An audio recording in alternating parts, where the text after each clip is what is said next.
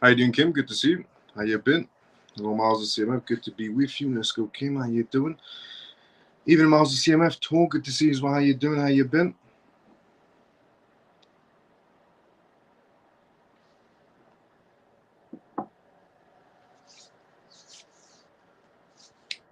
Funky Brother, good to see you as well. How you doing? How you been? Good evening, Professor Miles and the rest of the CMF crew. Scott, good to see you as well. How you doing? Shelly, morning. Good to see you as well. How you doing? Camel, good to see you as well, brother. How you doing? Good evening, Miles. I sent you a DM, but still no response. Lena, apologies. After this live show, the first person I'm responding to is you, Lena. Lena, genuinely apologies.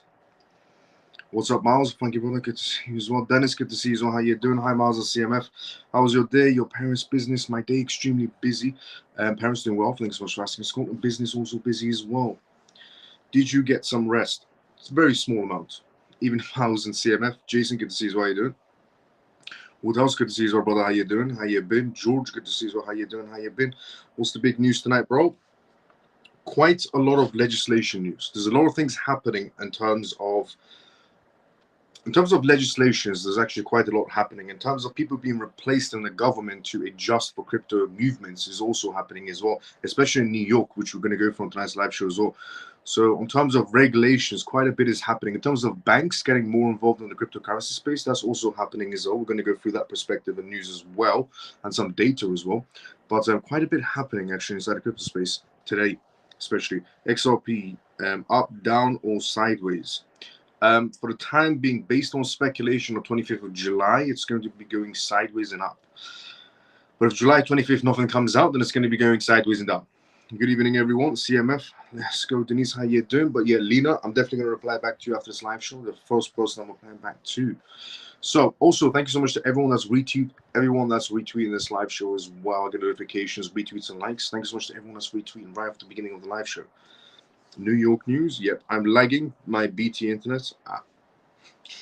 Okay, so we're going to go through a gist of what we're going to be talking about in tonight's live show, and then we go through the disclaimer and then the intro, and by that time, everyone's pretty much tuned in for the first part of the live show. Good evening, Miles of CMF. Orphan, good to see you as well. How you doing? How you been?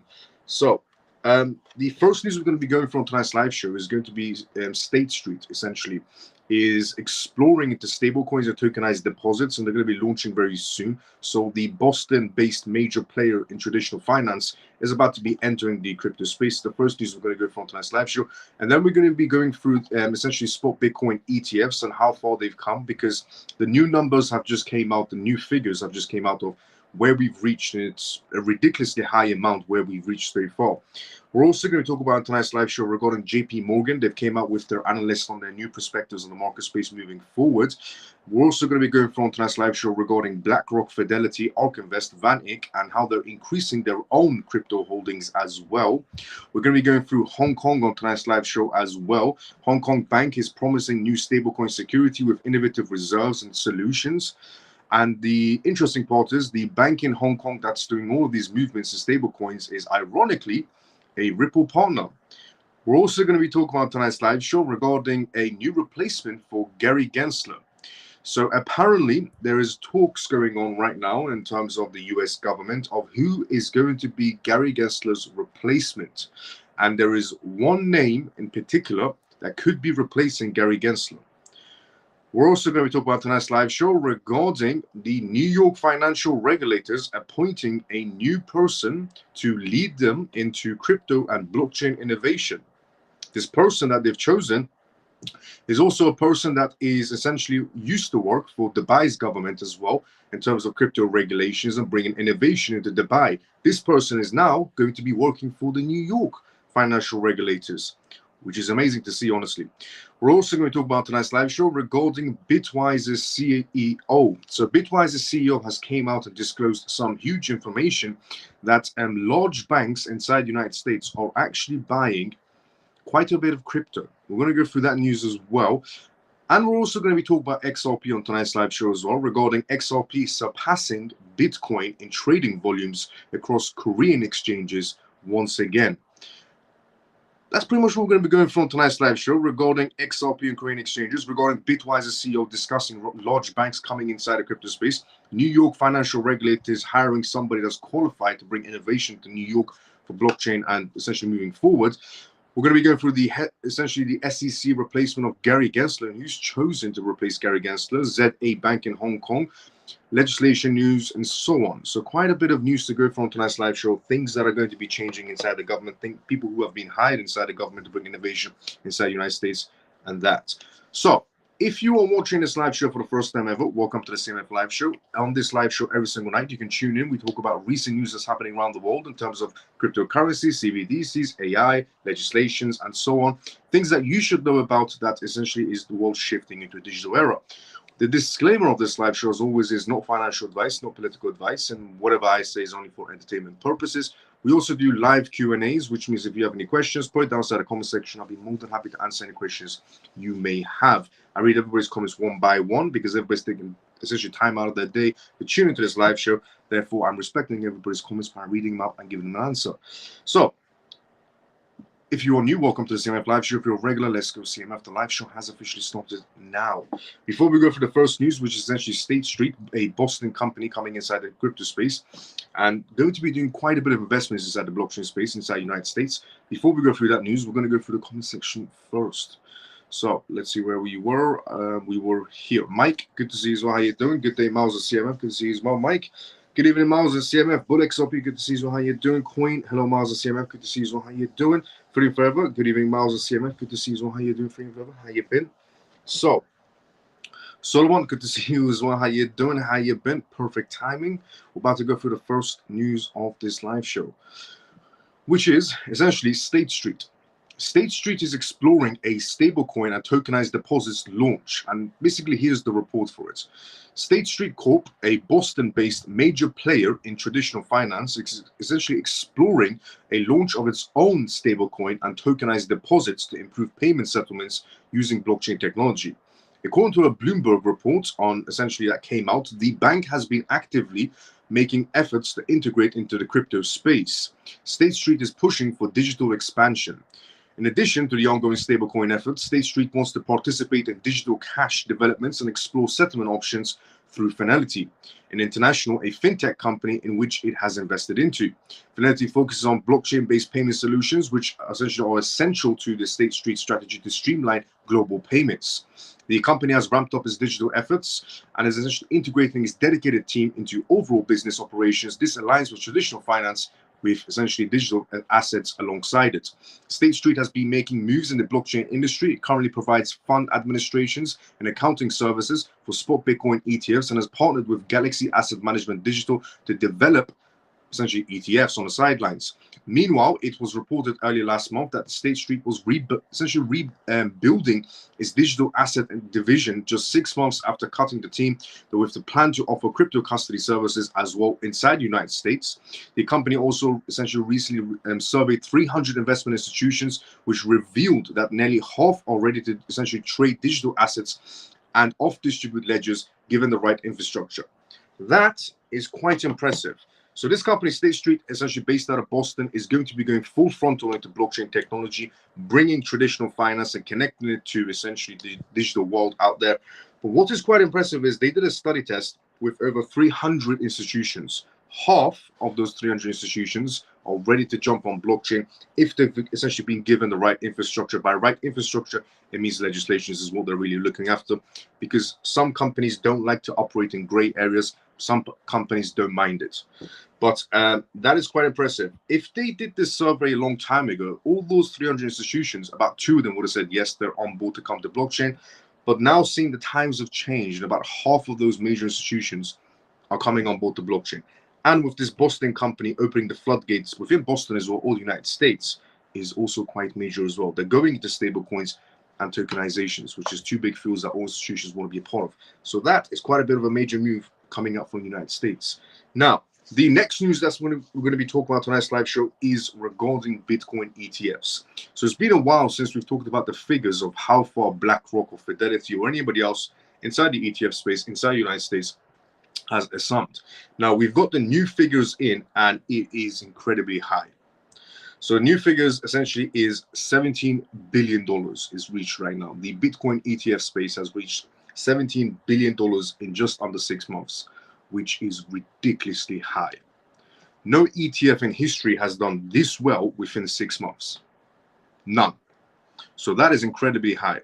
And it shows the persistence coming out from the institutions and essentially institutions spearheading for blockchain technology, starting with the ETFs. But before we go through that news, let's go to the comment section first. Ian, good to see you. How you doing? Evening, Miles and family. Let's go. So, spot Bitcoin ETFs in the United States hit $17 billion in 6 months, driven by BlackRock and Fidelity.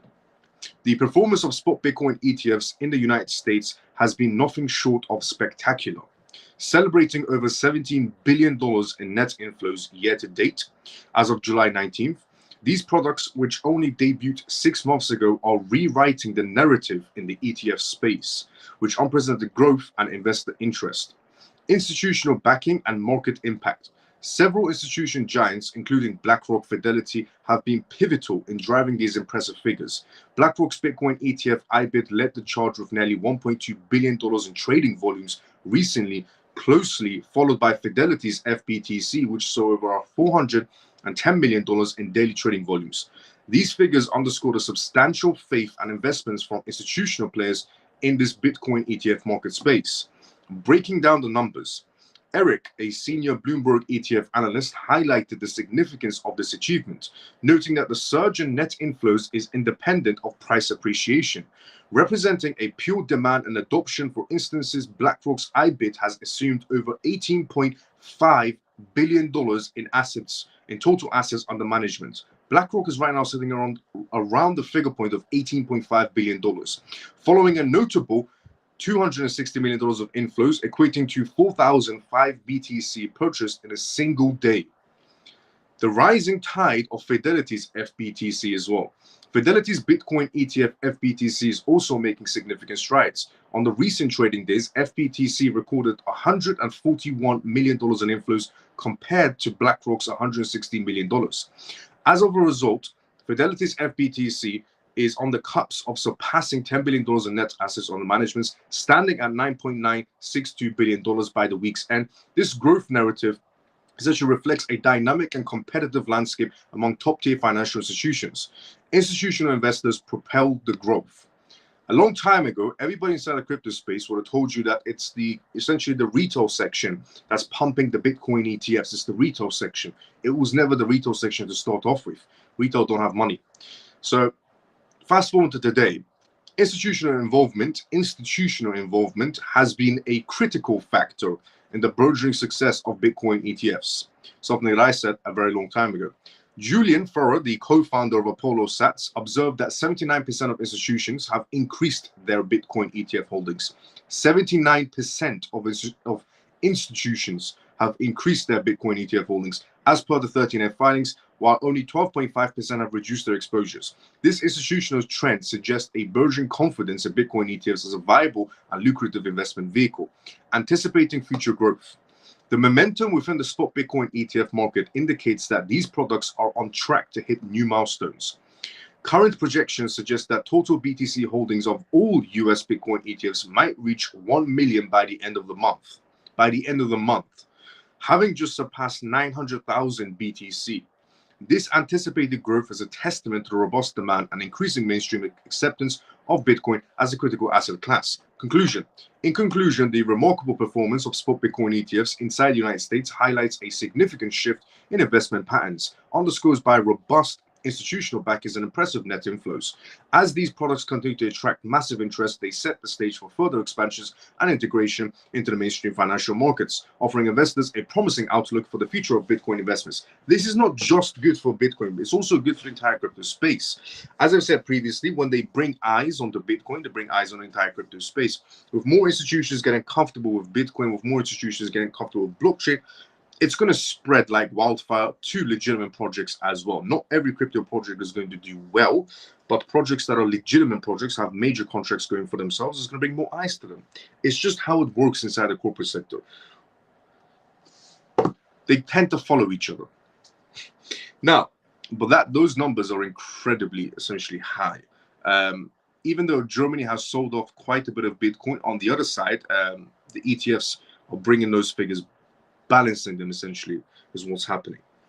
Now, JP Morgan analysts have came out with a new perspective. Now, we haven't talked about JP Morgan analysts for quite a while, but today they've come out with a new perspective on how they see the market playing out moving forward, essentially. David, good to see you as well. How you doing? Good evening, Miles of CMF. Let's go, David. Now, JP Morgan says crypto rebounds ahead, unlikely to be sustained. JP Morgan analysts say that any rebound in crypto prices from this point is likely to be tactical, temporary, and strategic, rather than the start of lasting upward trends. They note that Bitcoin's current price of around $67,500 is high compared to its production cost of about $43,000, and its volatility is just the comparison to gold, which is around $53,000. The difference between Bitcoin's price and JP Morgan's volatility adjusted comparison to gold points to mean to revision around zero line, thus constructing any upside potential for Bitcoin prices over the long term. JP Morgan analysts, led by Managing Director Nicholas, wrote in the report, the analysts essentially retreated that crypto's rebounds are expected from August onwards as liquidations decrease after July.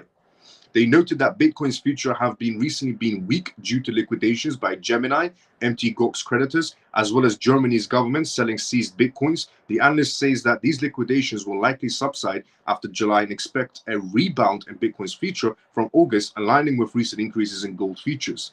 We believe that the momentum traders such as CTAs, commodities trading advisors, have played a big role in gold's futures impulse, the analyst said. The momentum signal for gold spiked in July towards the previous overbought territory of last April. JP Morgan on potential second Trump presidency. Bitcoin and gold are expected to benefit from a potential second Donald Trump presidency. According to JP Morgan analysts, some investors view Trump as more favorable for crypto companies and regulations than the current Biden administration. The analyst said they added that Trump's potential trade policies could lead to increased diversification to gold by emerging market central banks, especially China's central bank.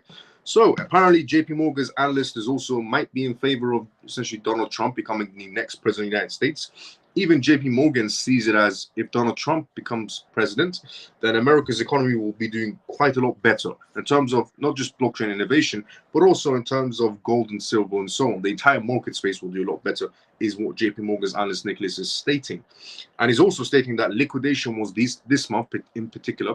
Next month is going to be when the market starts picking up, is how JP Morgan's analyst Nicholas sees it. Now, Nicholas has been correct once on market movements, but he's also made other predictions that didn't come true. So is this prediction of him going to be coming true? We'll keep it as an outcome, not the outcome of this month being liquidations only. Nothing good will happen, and next month everything will pick up. Or in terms of Donald Trump becoming president and everything goes better. And that I can see happening because you don't really need to predict that. It's common sense at this point. If he does become president, a lot of movements are going to be happening around the world in terms of market stats. If he becomes president, if they let him become president, is the better question. But the next news we're going to go through on tonight's live show is regarding BlackRock, Fidelity, ArkInvest, Van Eck, and how they're increasing their own crypto holdings. You see, obviously, BlackRock, Fidelity, ArkInvest, Van Eck have Bitcoin ETFs, and now they have Ethereum ETFs just about to be green-lighted, and other institutions buy into their ETFs. But these companies also have their own crypto portfolios going on for them, and they're increasing them. They're increasing their holdings right now. So, prominent players of finance like BlackRock, Fidelity, ArkInvest, and Van Eck are ramping up their investments, which could substantially impact market dynamics. Recent reports from Arkham Intelligence reveal that major institutional players have notably increased their investment activities in cryptocurrency markets. Now, Arkham Intelligence has people that used to work for the CIA or NSA or FBI working inside of Arkham Intelligence. They're very good at finding out which wallet belongs to who and where those investments or those transactions are going to. And they've realized that players like BlackRock, Fidelity, ArkInvest, and Van Eck are definitely increasing their impact on the cryptocurrency space, their portfolios. Their increased participation indicates a significant dedication to the industry, which might lead to more expansions and impact. This flood of capital from well-known financial institutions may significantly alter market dynamics, potentially increasing market liquidity and affecting the value of cryptocurrencies. Currently, Bitcoin is trading approximately around $66,000, reflecting some of this volatility and influence these investments can have essentially on the market. In contrast, the German government has recently sold off its 49,969 Bitcoin holdings, and there are indications that the United Kingdom might be considering a similar move. Now, I revealed this news yesterday that the UK does have about $4 billion worth of Bitcoin, and there are rumors going around that if Germany's government decides to sell off some of its Bitcoin, could the UK also sell off some of its Bitcoin or all of its Bitcoins? So this essentially, between increased institutional investments and governmental sell-offs, adds a layer of complexity to the market landscape, reflecting the varied strategies and impacts of different market participants. Now, on one side, we have essentially some governments selling off their Bitcoin holdings, and on the other side, we have players like essentially BlackRock, Fidelity, ARK Invest, Van Eck increasing their crypto portfolios. So governments sell off, major institutions buy it back up. What happens? It keeps the market as a float. Why are they buying is the bigger question. The reason the reason why BlackRock, Fidelity, Van Eck, and the rest of the major institutions right now might be increasing their reach inside the cryptocurrency space. That could be towards investments in blockchain companies or blockchain startup companies, or investments towards holding onto cryptocurrencies. The reason why they're doing these essentially major movements inside the market space right now, it could do something with the amount of legislations coming out right now. The markets are aligning themselves essentially for the legislations. The EU is getting very prepared for legislations. The United States also is getting prepared for legislation. So is Canada, so is Australia, so is UK, so is Japan, so is Hong Kong, so is Singapore, so is essentially the Middle Eastern countries as well, United Arab Emirates, and so on. A lot of countries, even Russia yesterday announced they're spearheading into blockchain, spearheading into CBDCs and so on. So this could be indications of there's a lot of things happening. Also, these blackouts that are happening, these random outages or Windows outages that are happening, yeah, everything's coordinated. There's no coincidence whatsoever. So there's a lot of major things happening around the world. Hence why BlackRock, Fidelity, Van Eck, ARK Invest, they're increasing their reach inside the blockchain space now, out of every other time, but now is when they've chosen to do this. It shows you how close we're getting. It generally shows you how close we are getting. We're getting very closer and closer and closer to where we want to be. And with the indication of these companies increasing their reach, it shows you how close we're getting to legislations and where we want to be. Now, Hong Kong. Hong Kong Bank promises stablecoin security with innovative reserve solutions. Now, the largest, essentially, virtual bank in Hong Kong, ZA Bank, has came out with some innovative ideas on terms of stablecoins and so on inside of Hong Kong. And they want to become a big, big player in Hong Kong in terms of financials. And ZA Bank's partner is Ripple. And they want to go into stablecoins. Now, before we go through that news, let's inside the comment section first.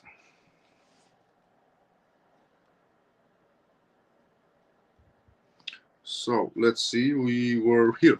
Brother Miles, it was good job that I listened to you 6 months ago and held on to all my Ethereum back. Hopefully by next few weeks, it will pay off. Let's go, Funky Brother. Thank you once again for your sincere support and advice. No problem, Funky Brother. Obviously not financial advice in any sort of way. Now I cannot wait to sell all of it and buy up XRP, although I do hold big bags of XRP and XLM. Let's go, Funky Brother. Waiting on XLM just like XRP. It will happen. Facts. It will. No worries. We will be financially free from CBDCs. Facts also. Hey, Miles and CMF. Stormy, good to see you as well. How you doing? How you been, Stormy?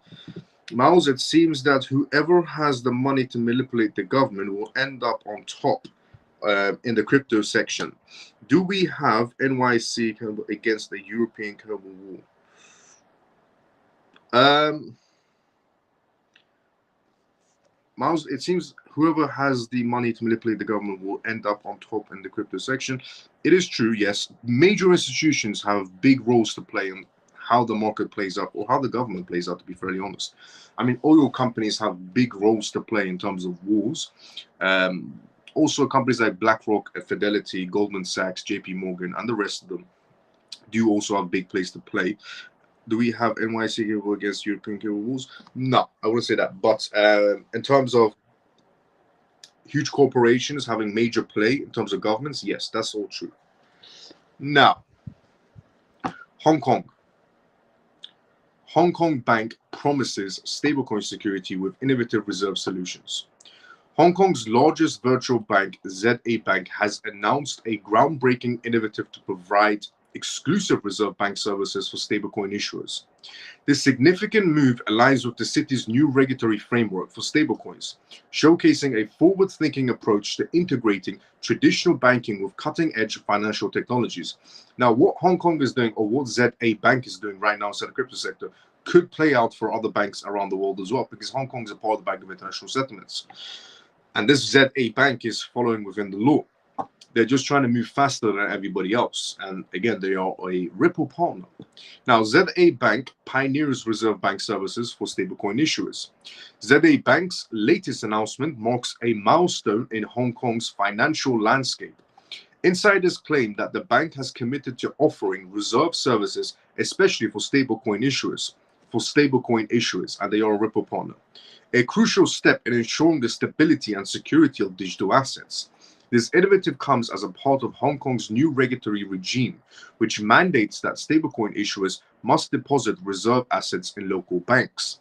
ZA Bank CEO Yo emphasized the importance of this initiative, stating, providing banking services to stablecoin issuers merges traditional banking with fintech innovation. Our partnership with Yoncoin demonstrates a shared commitment to promoting innovation and enhancing the stability of digital assets. By fostering collaboration and trust, observers highlights the growth and explain that ZA Bank is all set to essentially drive growth and adoption in digital asset markets, further solidifying Hong Kong's position as a leading global financial hub with a growing ecosystem of innovation, financial services, and solutions. Aligning with Hong Kong's policies for enhanced crypto compliance. ZA Bank's efforts are reportedly in line with Hong Kong's monetary authority, policies aimed at enhancing crypto compliance.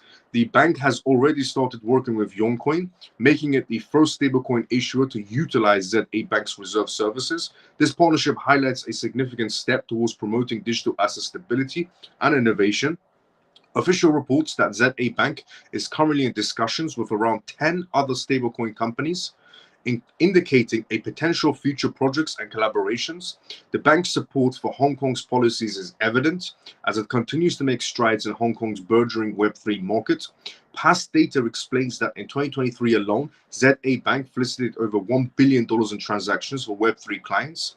Crypto experts suggest that while building on this momentum, Hong Kong's bank, ZA Bank, is well positioned to drive further growth and adoption in digital asset space by fostering a new era of financial innovation and collaboration in Hong Kong and beyond, expanding into retail virtual asset trading.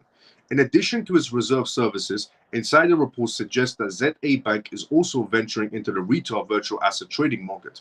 In May 2023, the bank announced plans to launch retail virtual asset trading services. Reportedly, just one day after the Hong Kong Securities and Futures Commission, SFC, started accepting license applications for retail virtual asset trading platforms, VATPs. Since then, Hong Kong's bank, ZA, has captured over 80% of client banking market share for VTAPs in Hong Kong.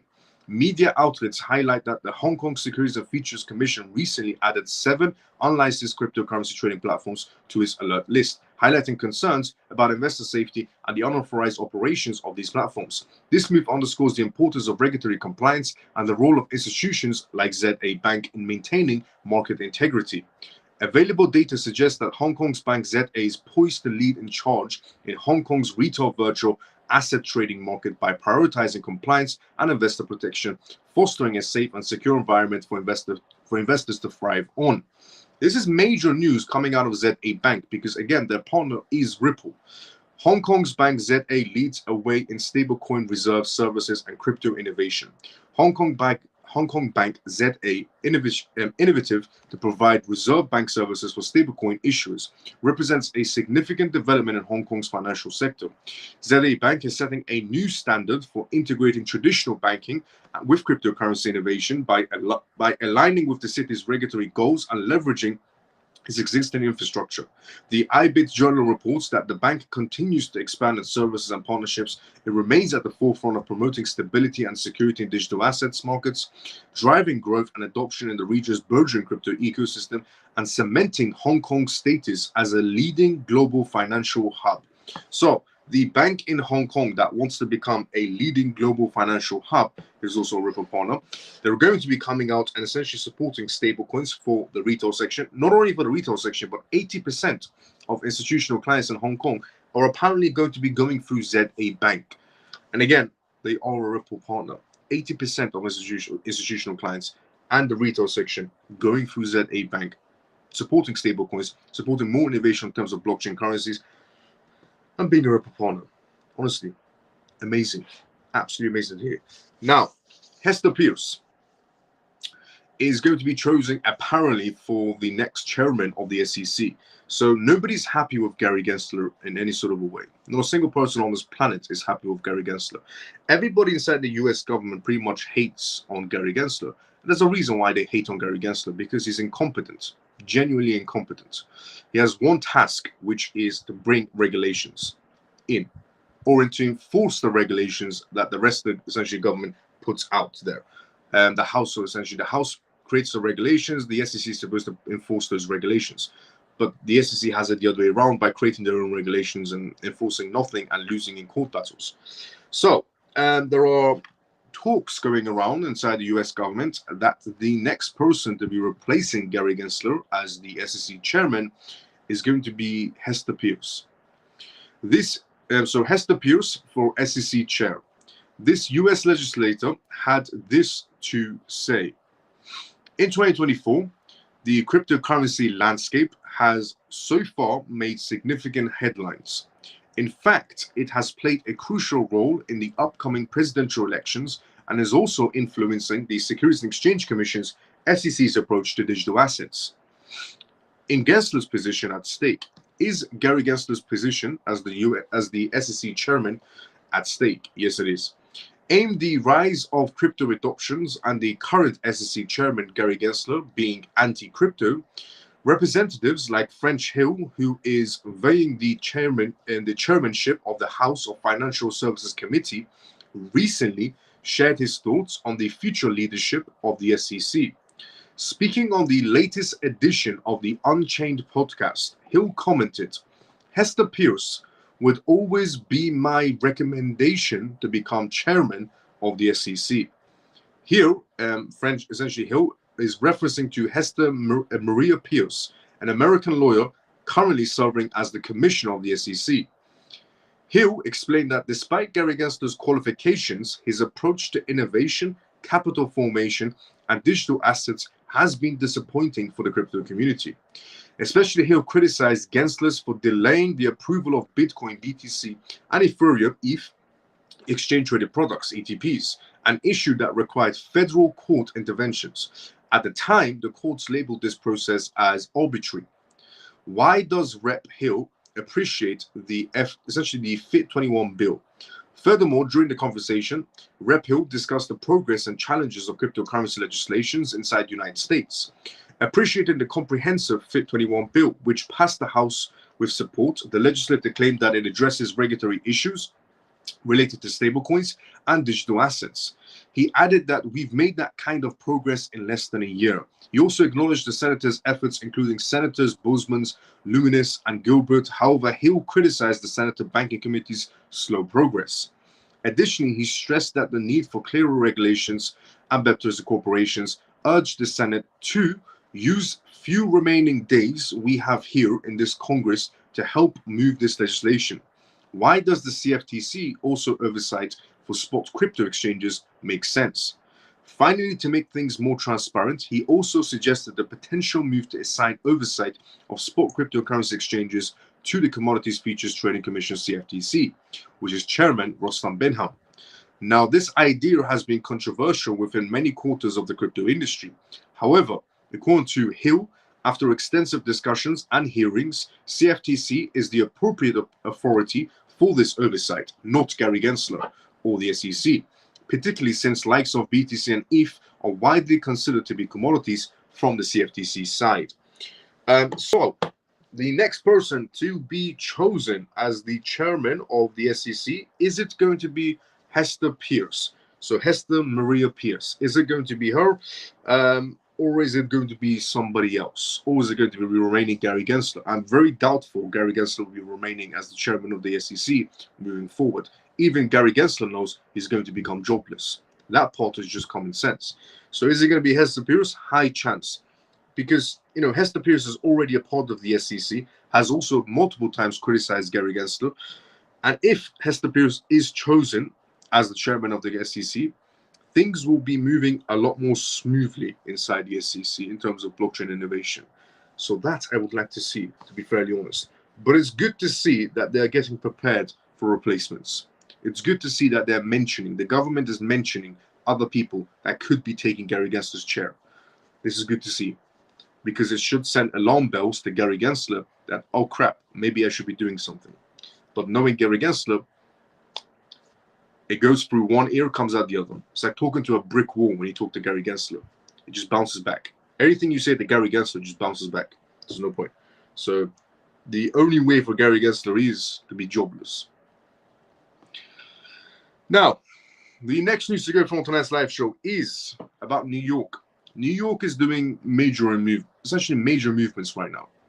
They've hired a new financial regulator. The new financial regulator that has been hired in New York is a person that's from Dubai. This person, Kenneth, essentially was a part of Dubai's government in terms of Dubai's financial regulators to bring innovation into Dubai in terms of blockchain. So far, Dubai has done excellent work in bringing innovation, blockchain innovation to Dubai. Excellent work. And Kenneth has been chosen to come to New York, work for essentially the financial regulators. He's been appointed as by the financial regulators in New York to bring innovation, blockchain innovation, the same way they did in Dubai, with bringing blockchain innovation into New York. A lot of major things are happening around the world in terms of legislations, and this is a big play from New York. Hiring someone that has helped bring innovation into Dubai in terms of blockchain, and they're hiring that person inside of New York to bring innovation, the same way they did in Dubai, into New York. That's a major play right there. Now, New York's financial regulators appoints Kenneth to lead virtual currency units. Before we go through that, what's that conversation first? Any time frame on Hong Kong? The time frame on Hong Kong has not been announced by ZA Bank, but the movements are happening. Hopefully, smoothly equals faster. Yeah, it should do. Smoothly should do equals to faster. I'll be honest, things are definitely moving faster. It might not seem like things are moving faster on the scene, but behind the scene, in terms of legislations, new people being appointed, and banks doing movements, and major corporations increasing their portfolios and investments to blockchain, a lot of things are happening behind the scene. So on the scene, it might not look like movements are happening and things are moving very slow, but behind the scenes, there's a lot of things happening. There's a lot of things happening in terms of new people getting hired for new roles to bring innovation, in terms of banks doing major movements, in terms of companies increasing their reach on blockchain innovation, increasing their reach on investments on blockchain startup companies or their own portfolios. A lot of things are happening behind the scenes. So it might look like things are moving slowly, but they're genuinely not. Things are moving incredibly fast behind the scenes. So, New York financial regulators appoint Kenneth to lead virtual currency units. Everything that Dubai puts their hands on is a success, it seems. Pretty much facts, what JP said. So, New York financial honestly, what JP just said is absolute facts. New York financial regulators appoints Kenneth to lead virtual currency units. And this is not just important to the US, it's important worldwide. As the Bank of International Settlements or the International Monetary Fund said once a while ago, they said that, which is very factual, when the United States market when the United States market sneezes, the world market catches a cold. So whatever happens in the US impacts the entire rest of the world. New York financial regulators appoints Kenneth to lead virtual currency unit. New York's financial regulators has appointed Kenneth, a former official from Dubai's financial regulators, to help oversee its virtual currency unit that regulates crypto businesses in the state. Kenneth, who recently served as the director and head of innovations and technology risk supervision at the Dubai Financial Services Authority, began his new role inside the United States as the deputy superintendent of virtual currency at the New York State Department of Financial Services of the NYDFS. He succeeds Peter, who left in October to join the crypto platform Fireblocks as its director of digital identity. At the Dubai Financial Services Authority, Kenneth led the team responsible for overseeing the licensings and supervision of new technology-related business models, including cryptocurrency service providers and alternative lending platforms. This is what Kenneth's job was in Dubai, overseeing the licensings and supervision of new technology-related business models, including cryptocurrency services providers and alternative lending platforms. Before that, he worked as a market regulation department manager at CBO Options Exchange, Chicago's exchange, and began his career as an options trader. This appointment follows the recent hirings of John as the Deputy Superintendent for Limited Purpose and Virtual Currency Trust at the New York State Department of Financial Services. John Milliken succeeded as David Hunter, who served from December 2022 and was previously the Chief Legal Officer at blockchain analytics firms Eplit. John will focus on supervising the examining entities seeking to essentially create trust in New York and evaluating their applications, including businesses related to custody tokenizations or launching stablecoins in New York, which are cryptocurrencies pegged to real-world money like the US dollar. These two appointees come as the New York's crypto units has grown to over 60 individuals. The NYDFS aims to leverage New York's role as an industry leader in financial services to help set regulatory agendas nationwide, particularly in the crypto space. So, New York has hired two people. One of them was a crypto CEO of a crypto company, John. The other person that New York has hired is essentially a man that essentially was a part of Dubai's government and essentially bringing innovation to Dubai in terms of supervision of businesses, crypto business related, and lending platforms, and so on. Yeah, New York is doing big movements because hiring John and hiring Kenneth is going to bring genuinely big movements out of New York in terms of businesses, in terms of stablecoins, in terms of tokenizations. These are the factors that New York is right now focusing on. New York is focusing on stablecoins, tokenizations, and blockchain in general, which is massive to see. And they hired, in my opinion, the two right people. One, being a crypto CEO. Two, essentially Kenneth being a member of Dubai's government in terms of financial regulations. Amazing hires, honestly. These two people are going to bring so much innovation into New York. Also, perfect timing, because so many institutions are coming towards blockchain right now. So with New York about to be opening the floodgates of institutions coming through, we are talking about Wall Street at this point, which is going to be massive. Over time, it's going to be absolutely massive. Could be also instant in some cases. Now, this is why I say a lot of things are happening behind the scenes. On the scenes, it might not look like the market's moving much. It might not look like there's a lot of things happening on the scenes. Behind the scenes, a lot of things are happening in terms of who's getting hired or who's getting appointed, companies increasing their reach, and legislation is coming in. So much is happening behind the scenes. And these people that are getting hired to lead the way, they're going to be opening the floodgates. Perfect timing as well. Also not coincidental with his outage situation. Now, Bitwise's CEO, again, things that are happening behind the scenes. Bitwise's CEO has disclosed huge Bitcoin ETF buyings by large banks inside the United States. Knowing how, before we go through that, let's look at the comment section first. Everything that Dubai puts their hands on is a success, it seems. It is facts. Anything that essentially puts their hands on it is completely a success. Knowing how slow governments are, things are moving fast for crypto. Genuinely facts, what Kamal has just said, knowing how slow the governments are, things are moving incredibly fast for crypto, which they are. Facts. Because New York wants to be in top next to Wall Street, the two gentlemen will make it happen. The two gentlemen will definitely make it happen. Just look at their resumes. Their resumes are excellent, to be genuinely honest. Kenneth's resume is excellent. worked for Chicago, worked for Dubai, now working for New York.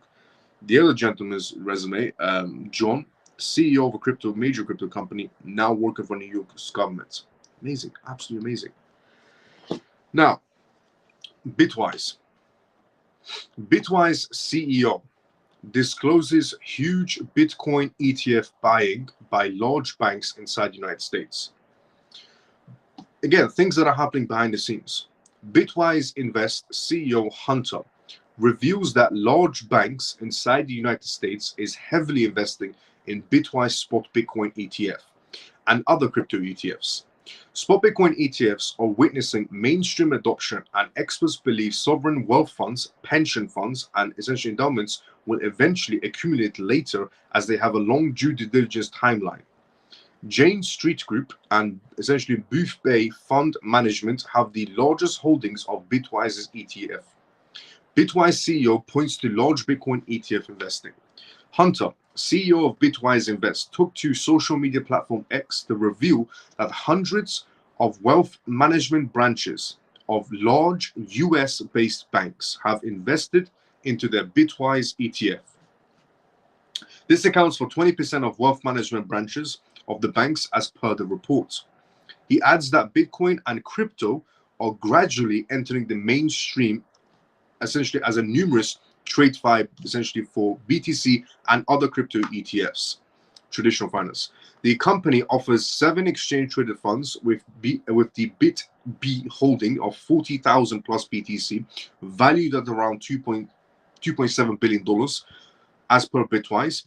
From a report, this is the tweet that was sent out. From a report I got today, there's a large bank inside the United States where 20% of their wealth management branches, several hundred, own a Bitwise ETF, said the CEO of Bitwise. There is a large bank in the US where 20% of their wealth management branches, several hundred, own Bitwise's ETF. And again, as what he said, essentially, not just in terms of Bitcoin ETFs is good for that section, it's also good for cryptocurrencies, as was mentioned by the CEO of Bitwise. He adds that Bitcoin and crypto are gradually entering the mainstream as numerous traditional finances enter the market space, both Bitcoin and cryptocurrencies. So whenever you see Bitcoin ETF news, it's not just good for Bitcoin, it's good for the entire market space, genuine projects only. But yeah, that's coming out from Bitwise's CEO. Quite a major announcement to make in terms of large US banks silently moving in towards it. Now, the next news to go from tonight's live show is regarding XRP. By Sui is what Tan66 said.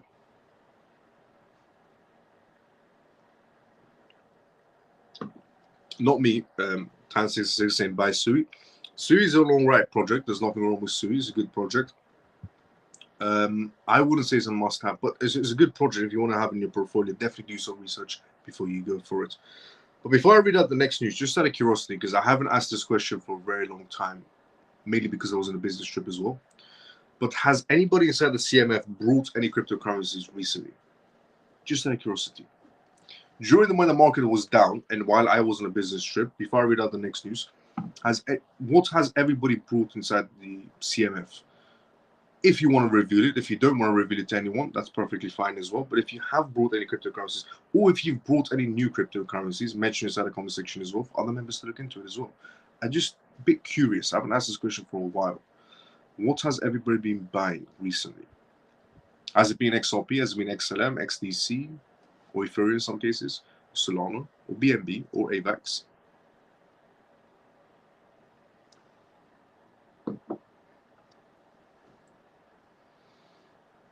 Jason put yes. You've been buying? I brought the dip with every single penny I had. Okay, let's go Camel. So Jason's been buying, Camel's been buying every dip. Let's go.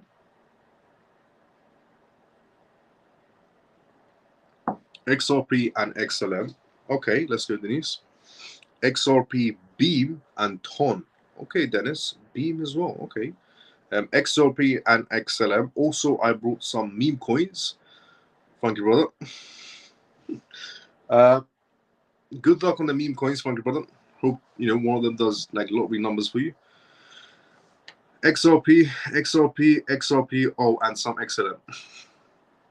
Let's go, Stormy.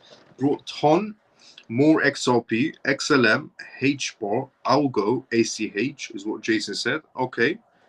Ton, good. XRP, good. XLM, good. HBAR, good. Algo, good. ACH, very good as well. Mike put SUI. Okay. Good project as well. XRP, good. XLM, good. ONDO. Let's go, Mike. It's good to see everybody sticking to legitimate projects on the offside of Funky Brother with some memes. But again, Funky Brother did balance it out with XRP and XLM. Okay, so far, everyone inside the CMF has been AVAX, Link, and Neo, is what Chillzone said. Brought some Solano and Chainlink. Okay, let's go, Funky Brother.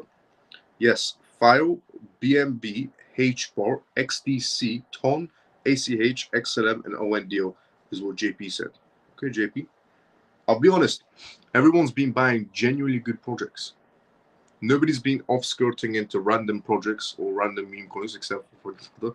But Funky Brother's been doing good investments as well. I mean, Solano, Chainlink, XRP, XLM. That's good to go as well. But it's good to see that everybody's on the right path. Genuine projects only. I sold Fetch, AI, Ocean, and AJX.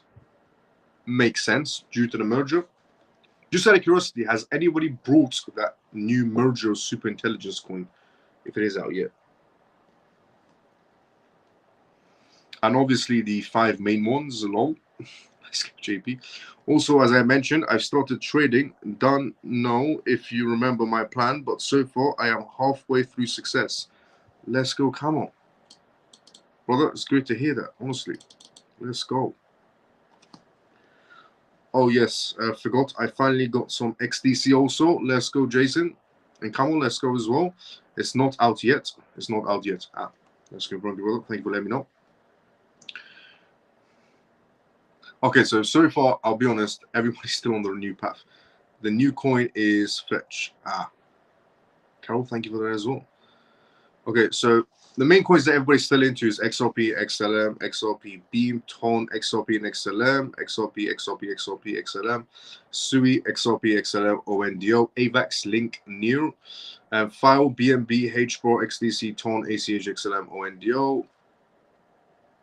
I'll be honest, everyone's on the right path. I'm longing the top 50 cryptos as well. Catch those at very bottom at recent dump. Chillzone, great move. Yeah, if anybody essentially longed them at the bottom, excellent move. Honestly, excellent move. Axelar is what Tan has went for. Okay, Tan. Can I ask which coins you bought? Yes, you can. The coins that I recently did buy again while I was on a business trip, I was buying here and there. Prices did drop when I was in Switzerland. When I was in Switzerland at the time, the market drastically dropped when I was in Switzerland. And I went for more XRP, more XLM, more XDC, more Chainlink, more AVAX, more TON. Yeah, I was in Switzerland when this happened, but I was buying it here on and off.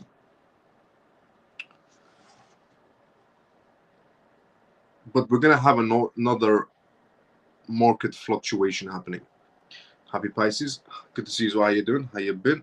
And I forgot Notcoin too. You brought Notcoin. Okay, JP. Interesting movements. Why not? I mean, Notcoin could potentially do well as well. I mean, it is Telegram's first technically meme-ish coin.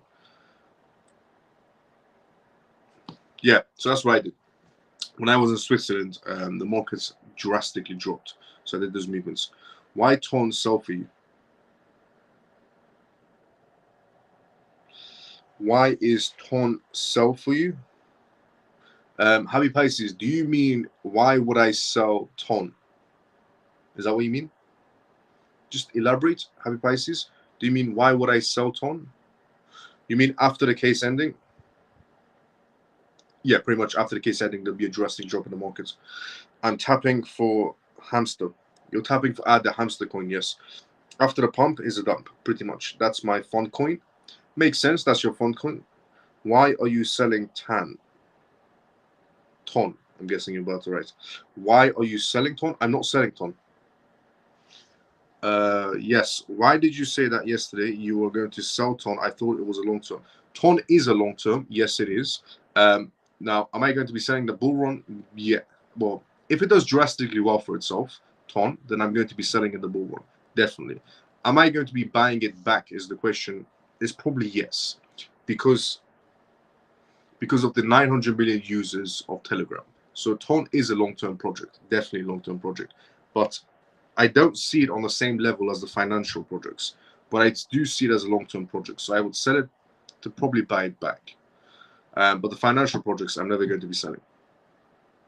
So there's a possibility of me, and any movements that I do, I will be posting inside Telegram groups. If I do sell a particular project during those times, I'm going to be telling everybody, I'm selling this project, I'm buying this project, selling this project. So when I do sell it and when I do buy it back, I will definitely let everybody know.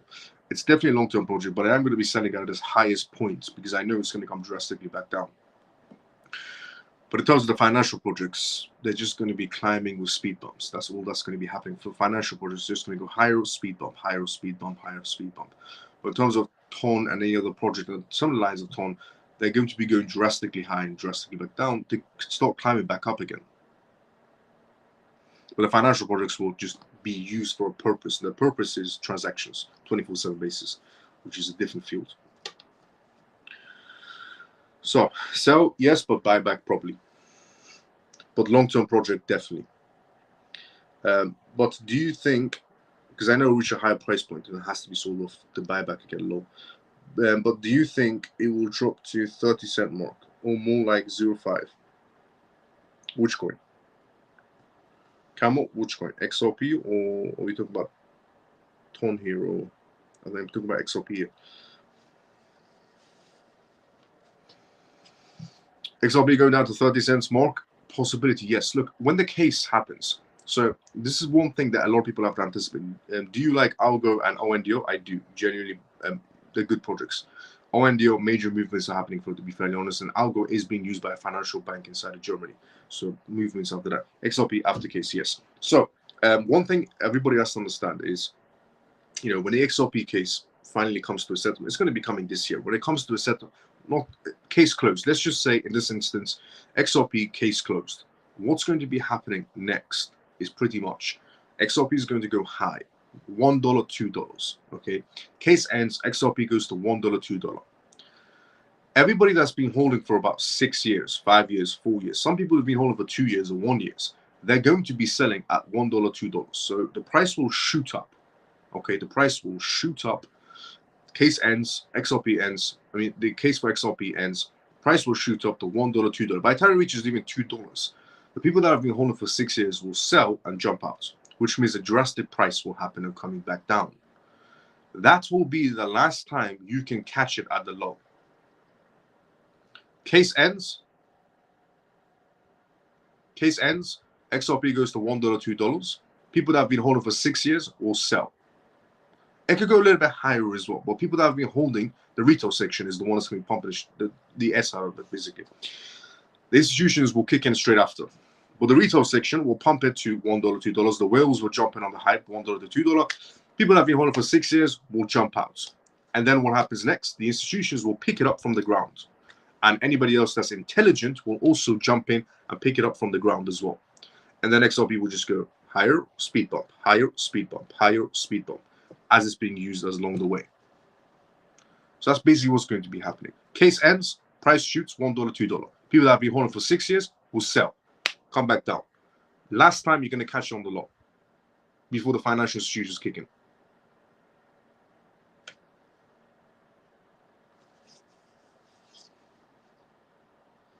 And after that, it's just going to be banks and so on using it. And the retail section, the majority of the retail section will jump out of XRP, which will be their biggest mistakes of their entire lifetimes. But anybody who's intelligent will buy alongside the banks, picking off from the ground. Because after that, remember, there's nothing stopping it. The only thing that's been stopping XRP is just the case. It's been holding it back.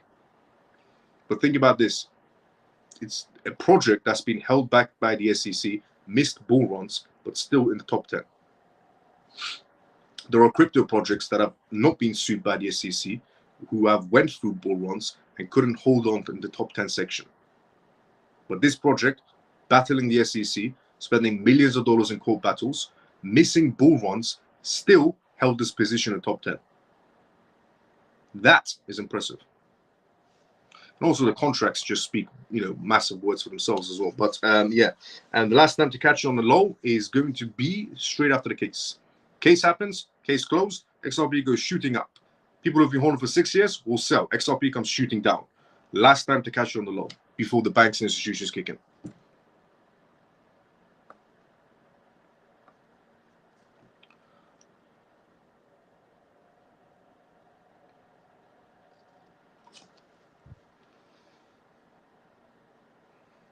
You like Algo and ONDO, and I do like Algo and ONDO. ONDO, great project as well, to be fairly honest. ONDO CEO, incredibly intelligent man. ONDO CEO. With the movements he's doing, being the #1 essentially still holder in BlackRock's iBuild fund for tokenization, ONDO is doing major movements. And as long as their CEO sticks to those major movements, it's good to go. Algo, in terms of finance, there's actually a bank that's creating something on Algo. It's an Austrian bank or a German bank that I did reveal the news about a while ago, about 6 months ago, I revealed the news. So that's in development mode. XRP, yep. You said you will sell ACH. That's financial coin. Yes, I did say I will sell ACH. The reason why I will sell ACH is to put it back into XRP. ACH is a great project as well. I could still hold on to it. It's a 50-50 type of situation for ACH. But if I do sell ACH, I'm going to be putting it into XRP, picking up from the ground after the case, when the price drops again, because everybody will sell who's been holding for 6 years. If I do sell ACH, I'm going to be putting it into XRP. I see a longer momentum happening for that section, but ACH is an excellent project, massive contracts, massive licensings, has a very bright future ahead of itself, but so does XRP. So either way you go, you're good. If you go XRP's way, you're better off. But if you go ACH's way and XRP's way, you're still good. XRP is what Red Star put in that conversation. Is Casper a good buy?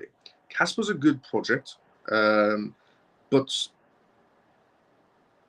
it's not what I would say is a must buy. Not financial advice in any sort of way, but for me, it's not a must buy in any sort of way. Best time to long is not predicting the case, but to wait for it to drop, then long the market. Pretty much. Not financial advice is what Camel said, pretty much. It's still in the top 10 after all of that, and you still get clowns bashing on it. Facts. I'm saving some cash on the side to pick up more XRP after the first pump and drop. Let's go, Jason. Miles, what are your data coins during the bull run? Will you hold? And would I hold on to my data coins after the bull run? After the massive wave we're going to be having, which is part 2. Part 2 is brewing as we speak. But am I going to be holding on to my data coins? Look, File is a great project because it has a high reach. File has a high reach, honestly. And there are some institutions in play on holding on to File. AR is also good as well on that basis. Now, would I be holding on to my data projects? I'm 50-50. Because if I do sell my data projects, I'm most likely going to be following back into the financial projects. Because #1 category is financial projects. #2 is data. But again, it's the same ACH situation. If I do hold on to my data coins and my financial projects, I'm good either way. If I sell my data projects and just feed them back into the financial projects, I'm even better off on that basis. But I will let everybody know every single movement that I do inside of that part 2.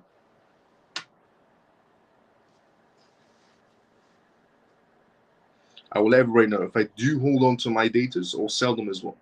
If I do sell them, you know where the money's going to. The money's going straight into XRP, XLM, XTC. If I don't sell them, I'm going to hold on to them. But most likely it's going to be File that's going to be playing the biggest role. File is going to be playing the biggest role in terms of data, but also AVAX is going to be playing a big role in data as well. Hot will be playing a big data role as well. Miles, when do you think is it too late to buy XRP? Oh wait, here we go. Miles, will we have enough time when XRP will drop after it goes high for us to buy it before institutions buy it all up? You would have time. I think it will be several days before it starts climbing again. Is that going to be several days or several hours? Honestly, I'm thinking of selling, but the moment it happens, it's jumping basically. I'll let everybody know. Thanks, Miles. No problem, free and feather. So I don't think I phrased it right. When do you think is it too late to buy XRP under £2? You haven't phrased it right, I'll be honest. Woodhouse, elaborate. Just elaborate just one more time. So I don't think I phrased it right. When do you think it is too late to buy XRP under £2? Phrase it again. Phrase it one more time.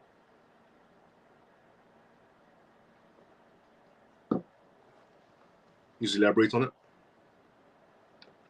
So I'm confused. XDC or XLM should stay strong long term? Yes. Okay, for me, the three projects that are going to be long term, in terms of long term for lifetime, XRP, XLM, XDC. Semper, there's no confusion. XDC or XLM should stay strong long term? Yes. For me, XRP, XDC, XLM, long term, lifetime wise. Okay, never selling XRP, XDC, XLM. Never. The 3Xs are never being sold on my basis, personal preference, based on contracts. So, will you express your opinion on XRP bottom after the case? Yes, definitely. I will let everybody know inside the Telegram group. The moment the case happens, it ends, price goes shooting up. Everybody have your eyes on the charts.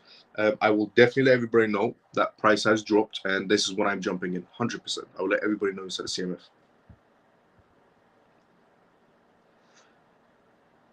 How long do we have left? Or how long do you have left to jump in for in terms of XRP?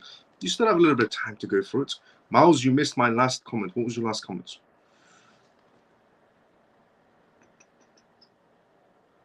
I'm thinking of selling my whole bag. I see your last comment. I'm thinking of selling my whole bag of XRP and then buying it back again at its lowest price. You could do that as well if you wanted to. I said that, there are genuinely two options. Genuinely two options. One is case ends, XRP goes shooting up $1 to $2 and so on, and it's the retail section pumping at that very moment in time, the whales pumping it before the institutions come in, but price will go shooting up and you could sell, because people who have been holding for 6 years will most likely sell. 100% they will sell. Price will come shooting back down for the one last time. So you can sell at the top as well before the champagne comes out and then buy it back up when there's blood on the streets. Or you can, option number two, just, pump it. When the pump happens, you don't do anything, comes back down, it's going to go back up anyways and climb. So you have two options. Either sell right at the top, buy back in at the bottom straight away, or just hold through it and go for the higher number, in other words, to borrow against it. Me, I'm not going to be selling. I have so much, too much. So I'm just going to, even though I know it's this $2, $1 and so on, people will sell after 6 years of holding, come back down and so on, go back up. I know what the movement is going to be step by step. But me, I'm choosing option number two. Just hold on to it and then borrow against it later on. But option number one, you can, if you want to sell, jump back in, because that's exactly what's going to happen. People are going to be selling, obviously not financial advice in sort of way, but people will sell after holding for 6 years, $1 to $2. Price will come drastically down for one last time before going back up again. And there's nothing stopping it. Genuinely nothing stopping it. And with Ripple announcing yesterday on their own website, coming out from Monica Long as well, but Ripple announcing on their own website, yesterday, which I read out, they're aiming, because everybody's thought pattern inside the cryptocurrency space is, this company will, essentially Ripple will be working alongside other crypto projects, for the financial side and so on. But then Ripple announcing yesterday on their own website, they're aiming for number one. They're not aiming for working as a group alongside partnerships, and they're not essentially aiming for working alongside a group of blockchain projects. Ripple mentioned on their own website yesterday they're aiming for number one in the financial services. So you know, if they're aiming for number one, love the confidence, and I could see it happening, definitely seeing it happen. Also, you know, them being along the back of international settlements makes that come true too. So, basis, it's going to do very well for itself. But yeah, it's going to come shooting up, shooting back down again. But I'm going to be holding on to it. Obviously, anything, no further action. Yep. How long do we have left? You still have time, and got it. Thank you. No problem, Semper. Not financial advice, NFA. Miles, you missed my last comment, so that was your last comment. What's a little bit of time, weeks or months or a year? This year. I brought all of it at 30 cents. Good price point, Frank brother. Careful calculate the tax that you would pay selling XRP at a high rate versus buying at a lower. It might be a wash. That's also true as well. What Happy Pisces has just pointed out. Thank you so much for that, Happy Pisces. What she's just pointed out is facts as well. Definitely calculate the tax. If you are planning on selling, calculate the tax for later on purposes.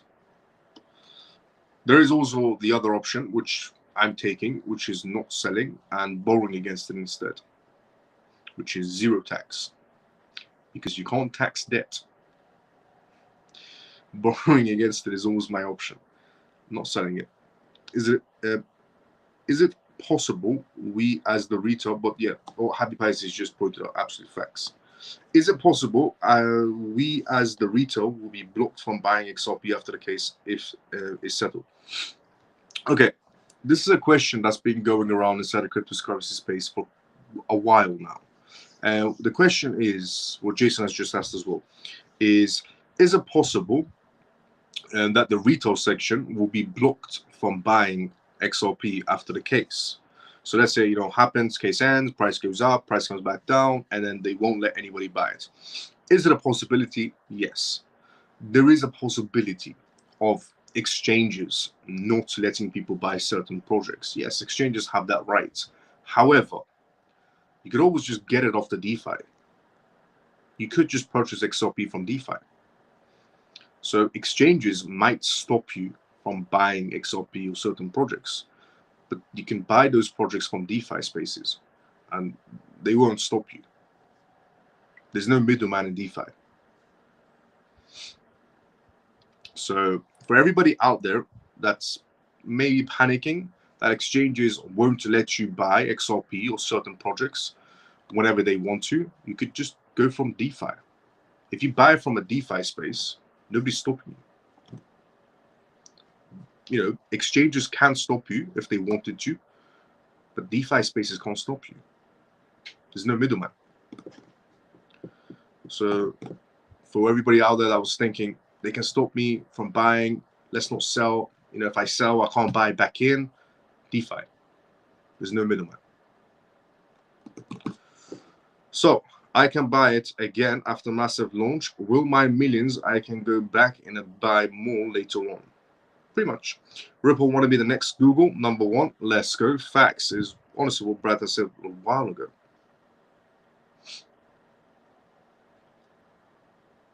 Miles, as you know, we all can't afford not to sell one of the X's. Which would you sell first if you had to? If I had to sell one of the X's, which one would I sell? The easiest, okay, so if I genuinely had to sell my X's, one of the X's that I have, so it's either XDC or XLM or XRP, I'll be honest. The answer to that question is whichever brings in the most amount of profits. Simple answer. If I had to sell, let's just say I have only in my portfolio XRP, XLM, XDC. Let's imagine that's all I have in my portfolio, XRP, XLM, XDC. And if I had to sell one of them, I would sell the one that brings out the most amount of profits. Easily. I would sell the one that's going to bring the most amount of profits and buy back in and keep some of the profits if I had to have the money. So whichever brings the most amount of profits for you and you need the money, sell. But go for the one that brings the most amount of profits for you. So if I had to, the one that brings in the most amount of profits. If it's XRP at that time, bringing the most amount of profits, I'm selling XRP if I need the money. If it's XDC, if it's XLM, I'm selling it. Whichever brings the most amount of profits is the one I'm selling if I need to and I had to. I know it's crypto, so anything could happen, but I thought when XRP left, it's going to the sky, then fell a tiny bit, 5 months. So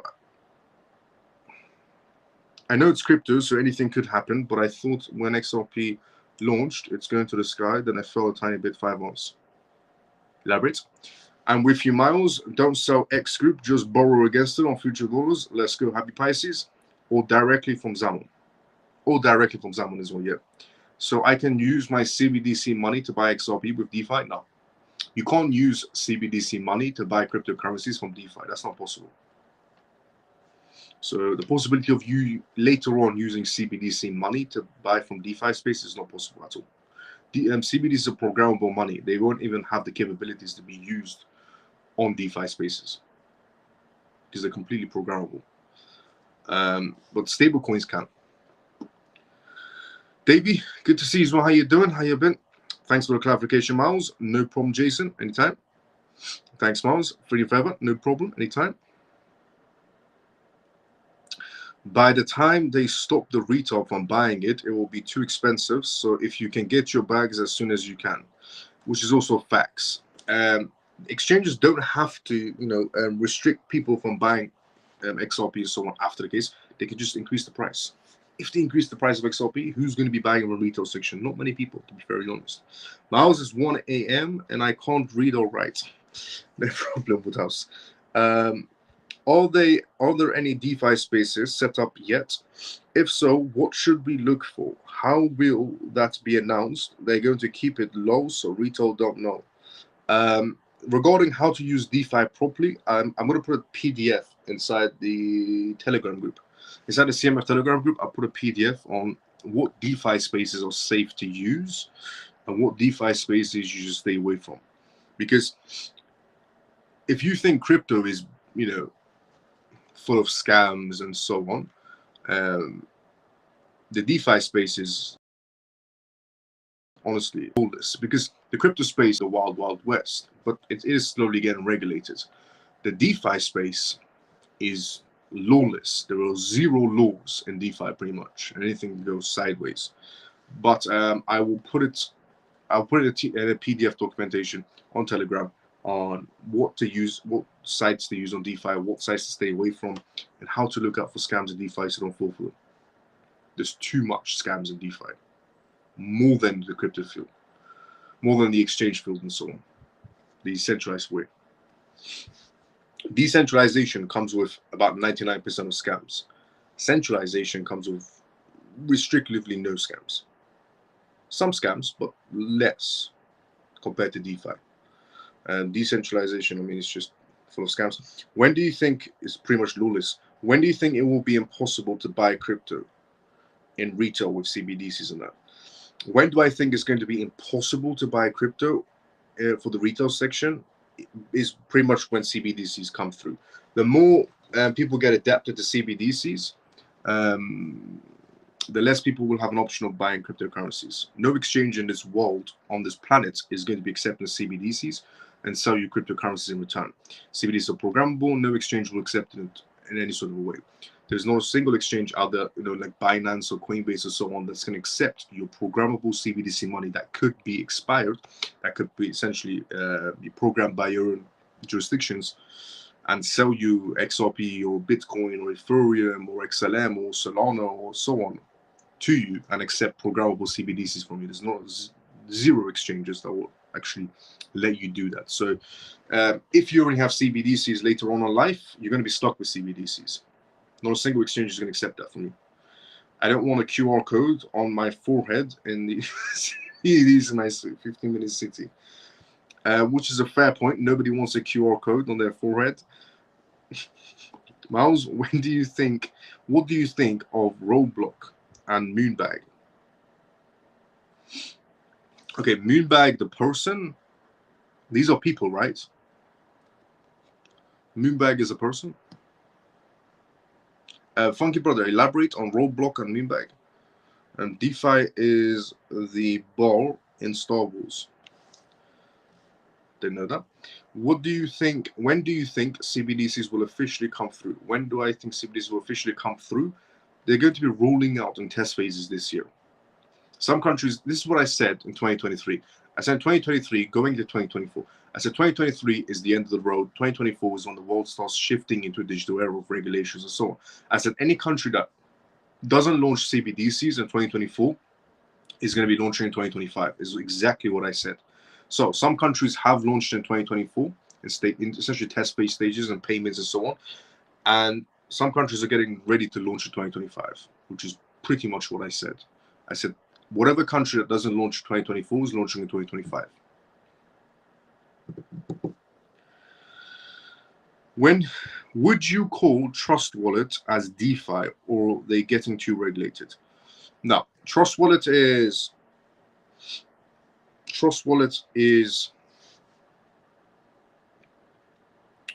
it is DeFi. Trust Wallet is DeFi, but it is owned by Binance. And DeFi is also getting regulated as we speak, but it is too regulated, yes.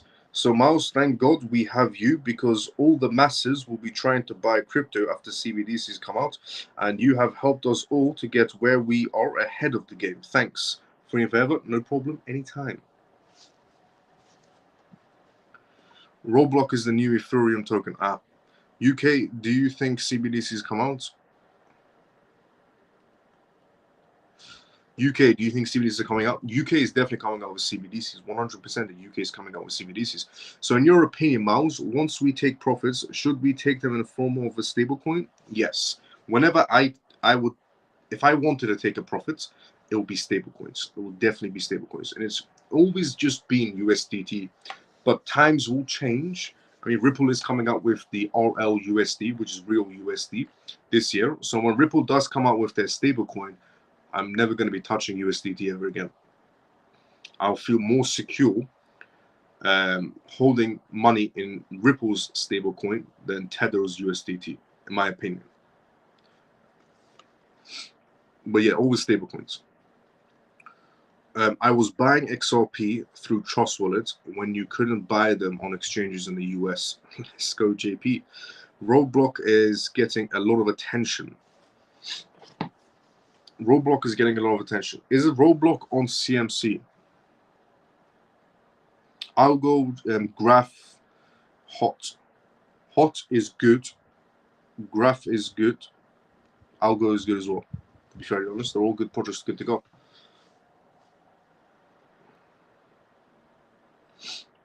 Roblox is not on CMC. Is Roblox an ICO project, in other words? Miles, if during the 2025 peak we're still not in CBDC, some people might want a small chunk of money in fiat to pay off things, etc. So take some fiat, some stable coins. Well, here's the thing. Great question by Happy Pisces. So Miles in the peak of 2025, we're still not in CBDCs. Some might want a small chunk of money in fiat to pay off things, etc. Okay, if you need the money, let's just say you have crypto profits and that they're on stable coins and you need the money. You don't really need to be using it in fiat. Cryptocurrency bank cards. So if you want to use your crypto money, don't go backwards. Going backwards is going back into fiat. Cryptocurrency bank cards is the better solution. They're either MasterCard or Visa bank cards, which are accepted pretty much worldwide. So you can use them to pay off anything pretty much, except direct debits. So far, they haven't been able to crack direct debits with cryptocurrencies. But one-off payments can be done using stable coins through cryptocurrency bank cards. So if you really need to use the money, just use a cryptocurrency bank card and use your stable coins in that manner. Because, or you can, transfer your stable coins back into your bank accounts and change them into fiat, which I wouldn't do personally. I would rather go the other way, which is going forward. The whole point is we're going digital, so go forward is better. So cryptocurrency bank card and use that stable coin as crypto in the real world through my cryptocurrency bank card. Now, the cryptocurrency bank cards that you could get are basically like Uphold. Uphold offers a cryptocurrency bank card, but it's only for the United Kingdom. Crypto.com offers a crypto bank card and so on, Coinbase and so on. There's quite a lot of exchanges out there that do offer cryptocurrency bank cards that you could use on a daily basis. And they're MasterCard or Visa, which are accepted worldwide, which means you're good to go, which means you don't need to put your stable coins and turn them into fiat to use them in your bank cards. You can just use them as cryptocurrencies, as stable coins in your bank cards. Hello again, everyone. Thompson, good to see you. How you doing? That's what I would do, Pisces. I just paid for my whole trip to Germany using Q card, paying with USDT. Let's go, Camel. Honestly, it's the way of the future.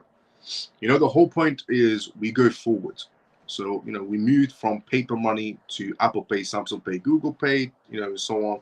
And then moving on to blockchain, and it's about moving forward and forward and forward and forward. So cryptocurrencies, stable coins, cryptocurrency bank card, use it that way, is what I would say. Not financial advice in any sort of way, but that's just how I do it. And basically that's how Camel's doing it as well. So Camel paid for his whole vacation to Germany using a cryptocurrency bank card, and he paid it with USDT. I got 1.2% cash back for everything as well, is what Camel said. Let's go, Camel. And Thompson, good to see you as well. How's everyone doing tonight? I'm doing great, Thompson. How are you doing? Glad to be with all again. It has been a while. It definitely has, Thompson. Good to see you. But yeah, that's what I would do. Cryptocurrency bank card all the way.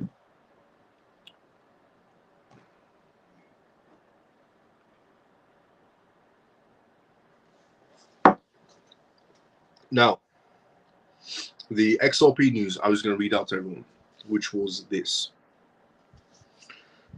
XRP surpasses Bitcoin in trading volume across Korean exchanges. So South Korea, for a very long time, has been very passionate from Bitcoin, Ethereum, and XRP towards XRP only. So XRP surpasses Bitcoin in trading volume across Korean exchanges, aimed the Ripple SEC settlement hopes. The recent positive XRP price action appears to have sparked a new wave of investors' interest in the cross-border payments coin. XRP's trading volume overtook that of Bitcoin on South Korean crypto exchanges, such as Upbit and essentially Bithumb, this week. The fresh market optimism around XRP comes aimed speculation of a potential settlement in the ongoing SEC versus Ripple case. XRP's trading volume flips BTC in Korea. XRP has once again demonstrated its dominance in the crypto market by attracting the lion's share of trading volumes in South Korea.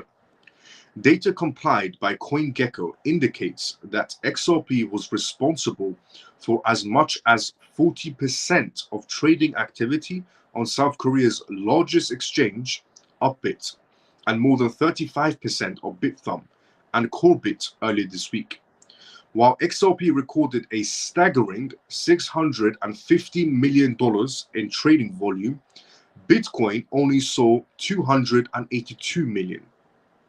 Overtaking the usual market leaders, BTC and Tether's USDT, suggests a short-term demand for XRP among investors in South Korea, also long-term. It's worth mentioning that in July last year, the coin flipped Bitcoin on the Korean market by a huge margin again. This happened when the asset value rocketed to 93 cents, sparked essentially by bullish sentiments around the historic rulings in the lawsuit against the United States Securities and Exchange Commission, SEC. Settlement incoming? Question mark. XRP is seeking renowned attention as the SEC reschedules a closed meeting for July 25th. The forthcoming meeting has fueled speculation between Ripple and the SEC after years of legal turmoil. Notably, the agenda for this upcoming meeting contains a handful of same items as the previous agenda for the cancelled July 18th meeting, including institutions and settlements of administrations proceedings, resolutions of litigation claims, and other matters relating to examinations and enforcement proceedings. As you may recall, the securities watchdogs is now seeking a $103 million fine for unregistered sales to institutions, while Ripple wants to pay not more than $10 million. Interestingly, Ripple's CEO Brad recently said he expects the resolution of the legal issues with the SEC very soon, which is true. Although the specifications of the meetings next week remain unclear, the community closely watching the unfolding of the case, hoping for developments that could positively impact XRP's future. The outcome of the SEC's suit could also have far-reaching implications for the wider cryptocurrency, as it may help to determine regulators' jurisdictions over crypto assets. That is also very true. Regarding XRP Ripple case, is definitely going to have wide implications on the entire cryptocurrency space. And regarding this whole meeting that's happening 25th of July, it's not very clear, is it going to be related to the Ripple in any sort of a way, but everybody is speculating that it could have relations to Ripple. So it doesn't say on the SEC website it's a Ripple meeting in any sort of a way. However, Brad did say, this is factual, this part is very factual. Brad from Ripple did say that it's going to end sooner than you think, is what he said. When he was asked about the Ripple case of SEC about a week ago, he said it's going to end sooner than you think. Brad once in his life came out and said we're going to have a resolution in weeks, not months. And we did. We had the first Ripple resolution exactly in weeks, as Brad said. Again, after that, he's remained silent until now. Brad came out again and said it's going to happen sooner than you think, when he was asked the question of, is this case going to end? At the Apex XRP Ledger event in Amsterdam, he was asked the question and he said it's going to happen sooner than you think, is what Brad said. So that is why it's based on this whole 25th of July agenda of the SEC and so on. But XRP overtaking Bitcoin and Tether USDT on trading volumes for about a week. That's interesting. Honestly, that's the second time South Korea did this. South Korea is quite big on Ripple in general. But you can definitely tell that the price will be pushed to $1, $2, $3, $4, $5, and so on, with the retail section, the whales, straight after the case ends. Price will be pushed quite high. It could, go past $2, $3, $4, $5 for XRP straight after the case. But obviously it's going back down because people have been holding for 6 years and everyone's going to be selling. The majority will sell. But yeah, honestly, amazing to see that it's overtaking those projects. And this is before we have a resolution. Before we have a resolution, South Korea is already investing so much into XRP, the retail section, that they're outperforming Bitcoin and essentially USDT. XRP is. This is before we have a resolution. Imagine the news is announced.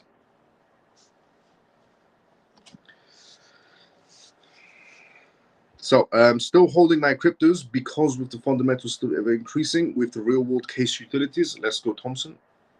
Miles, do you think it's a good idea to put fake reviews on my website to try boost sales? Woodhouse, a lot of people do that, to be fairly honest. A lot of people do put fake reviews on their websites to boost their sales. So it's a tactic. It's a business tactic a lot of people use. Why not?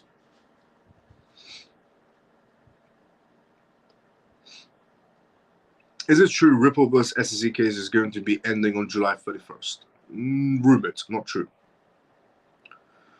Still holding? Yep, let's go.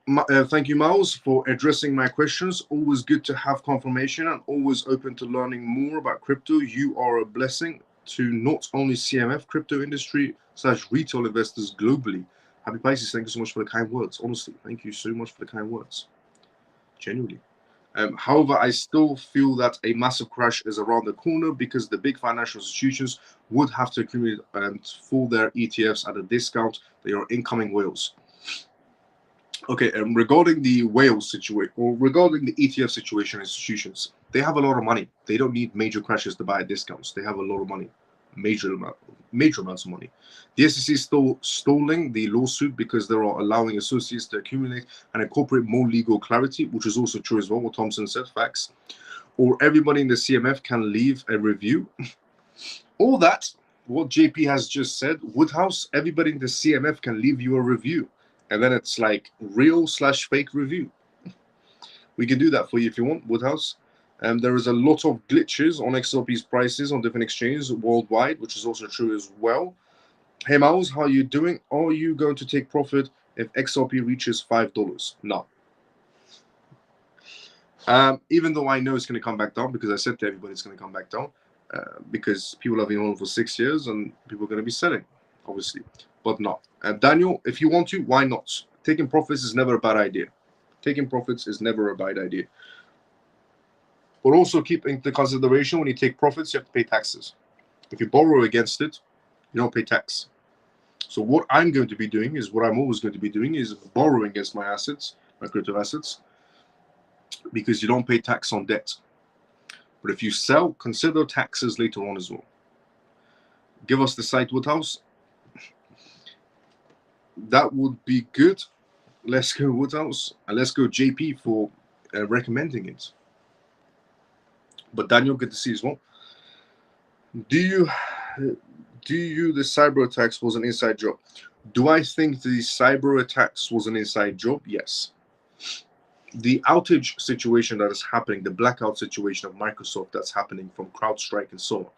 Interesting enough, CrowdStrike works with Microsoft, works with Apple, works with all major institutions out there. CrowdStrike works with all major institutions out there, all of them. And only Microsoft was affected. Only Microsoft was affected into a blackout type of situation. Ironically, Bill Gates is the man that's the Bill Gates Melinda Foundation of the people that have been building CBDC wallets that was announced in the World Economic Forum. For about 10 years, they've been building it. So, and only Microsoft is going to blackout situations. Offline CBDCs is what's coming next. Offline CBDCs is what's coming next. Everybody inside the crypto space, I said this yesterday, everybody inside the crypto space is essentially mocking the situation. Everybody inside the crypto space is mocking the situation. You know, they're coming out and saying, oh, because everybody thinks right now, you know, they're mocking it in an intelligent way, but it makes you look thick, because when you're coming out right now in this type of situation, tweeting out, oh, nothing happened to Bitcoin, or nothing happened to Ethereum, and you even have Shiba Inu coming out and saying nothing happened to Shiba Inu and so on. It's bigger than that. It's bigger than, you know, nothing happened to these projects. No, what's coming next is basically offline CBDCs is what's coming next. Not now, but they're preparing a few outages and then it kicks in. Is what's going to be coming next. Because again, as I said, CrowdStrike works with Apple, works with Microsoft, works about 300 or so on institutions out there. Major institutions work with CrowdStrike. And ironically, only Microsoft was affected by this situation, where people can't access some of their bank accounts, people can't access, you know, airplanes, hospitals, and so on. And only Microsoft from CrowdStrike was affected. And Microsoft is basically Bill Gates, and Bill Gates is the guy designing and developing CBDC wallets for governments, for offline CBDC payments as well. So people coming out mocking the situation, thinking they're intelligent, oh, nothing happened to Bitcoin, or nothing happened to Ethereum, or so on. You're thick. It's got nothing to do with that. It's got everything to do with what's coming next, which is offline CBDCs. So if anybody thought they were intelligent with those tweets, you're not intelligent, you're a moron, because you can't comprehend what's coming next. Because I saw so many tweets coming out. Oh, Bitcoin's pretty much fine, Ethereum's fine, this is why blockchain is better, and so on. That's not what's about. What's coming next is just offline CBDCs. And most people can't see that. And they think of being intelligent by tweeting out Bitcoin's better than this, or Ethereum's better than this.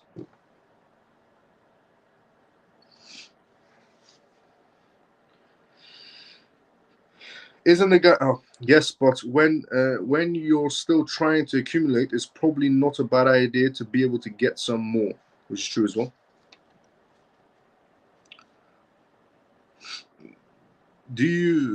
I'm running my first Google ads tomorrow. Hopefully that will bring in some sales. Let's go Woodhouse. Will JP. Yeah, but that's when you're still trying to accumulate. It's probably not a bad idea to get some more. Yes. Isn't the guy from CrowdStrike a former FBI as well? I think so, yes. Yes, I heard that. Strange on the day when Israel was accused of illegal occupying land by, yep. And we had outages on, yep. Very. I may have missed it because I lost connection. What are your feelings about XRP, XLM, XTC, ACH, HBAR at this time? Excellent. XRP, excellent. XLM, excellent. XTC, excellent. ACH, excellent. HBAR, excellent. Will always be my feelings for them. As long as they have their contracts, excellent. Inside job, all right. For the last 15 to 20 years long, good way to hide that news. Yeah, good way to hide that news, honestly. But also what JP said as well, 15 to 20 years low inside job. That's basically what it is, yeah.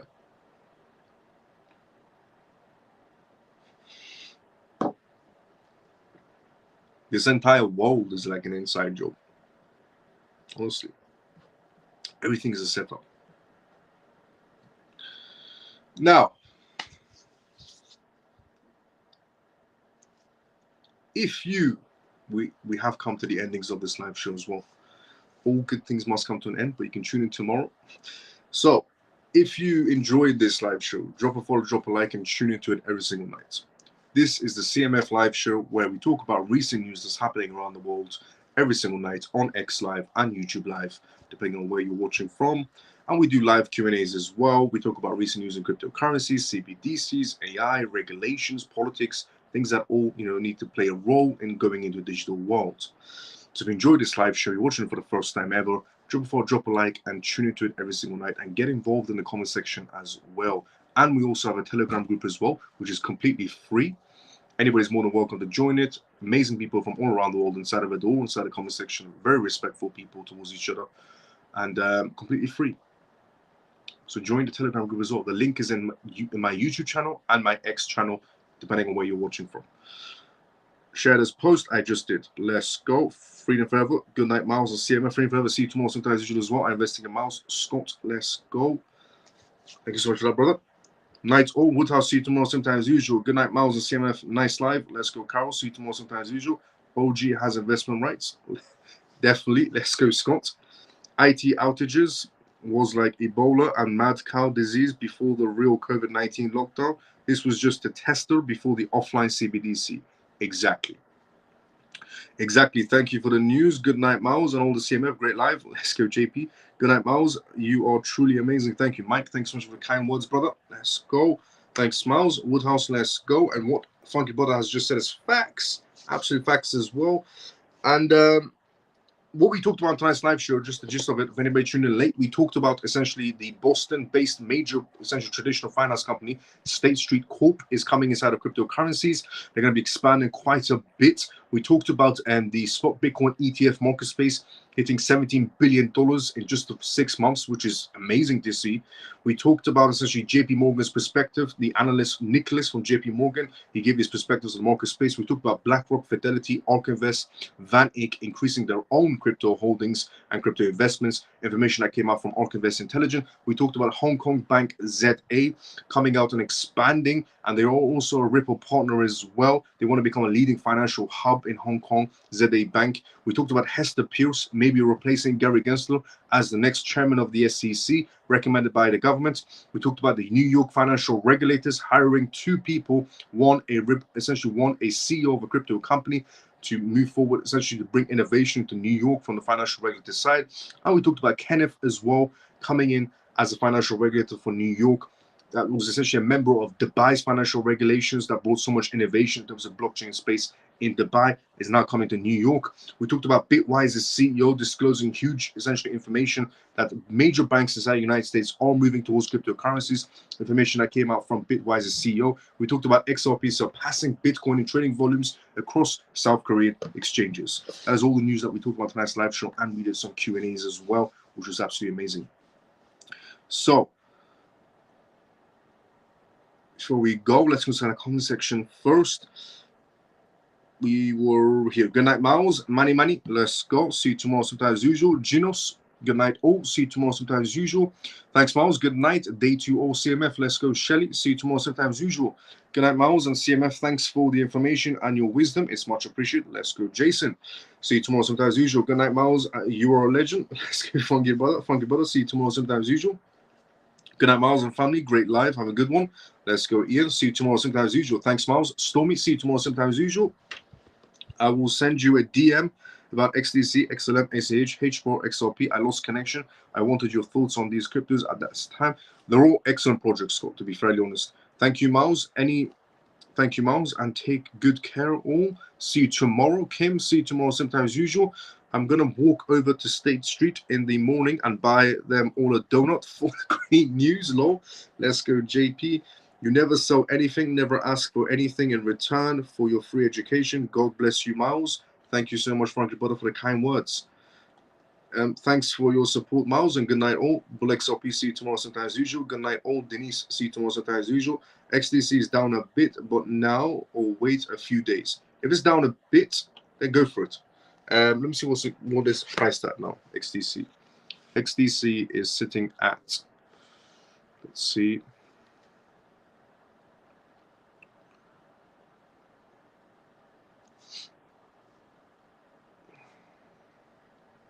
XDC is at,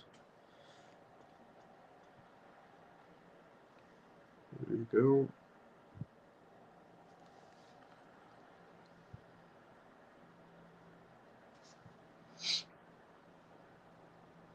Yeah, I would say it's a good price.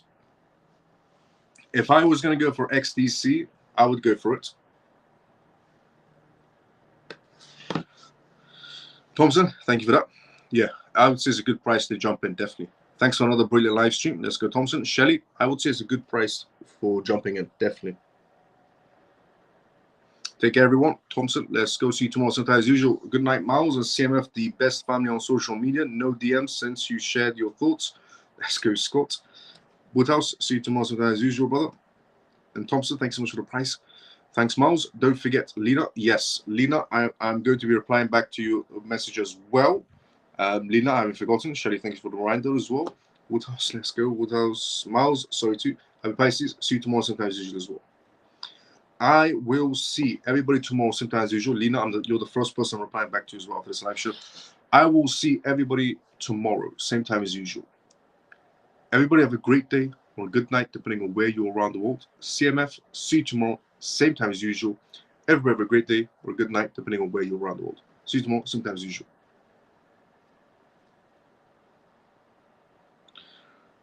Brother, you can, I have the link to Tangier website. Too many suspicious websites. Yes, I can. Happy Pisces, I will send you the link to Tangier's website. No problem. What else? See you tomorrow, sometime as usual.